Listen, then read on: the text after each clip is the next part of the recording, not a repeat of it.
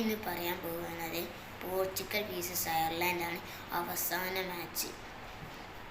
ആദ്യം ഒരു ഇതുണ്ടായിരുന്നു, അതിൽ എക്സ്ട്രാ ടൈമിൽ റൂബൻ നെവസ് ഗോൾ നേടിയിരുന്നു ആദ്യത്തെ. ഈ മാച്ചിൽ 2-0 സ്കോറിലാണ് അവസാനിക്കുന്നത്. അയർലൻഡാണ് വിജയിക്കുന്നത്, അതും ടി പാരറ്റിന് വക 2 ഗോളുകൾ.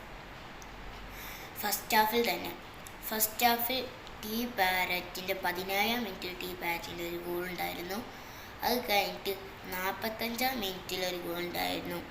ഇവിടെ അടുത്തിടെയായിട്ട് എസ്റ്റവയോയും ടി പാരറ്റും ഒക്കെ ഇവരെല്ലാവരും നല്ല ഫോമിലാണ്. ഈ ടി പാരറ്റും എസ്റ്റവയോ ഒക്കെ അടിപൊളി ഫോം പറഞ്ഞാൽ അടിപൊളി.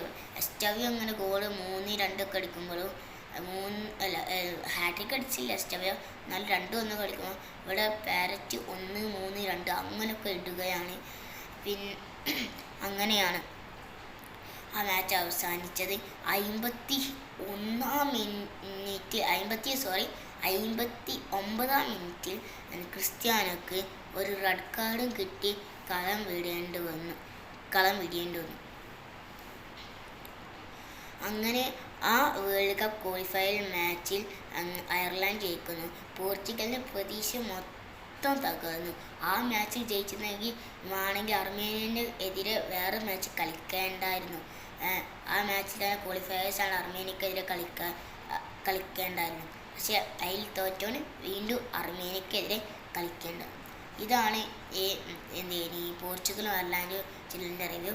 അപ്പം എങ്ങനെയുണ്ട് വീഡിയോ എന്നൊക്കെ പറയാം. സബ്സ്ക്രൈബും ലൈക്കും ഒന്നും ചെയ്യും. Okay, by.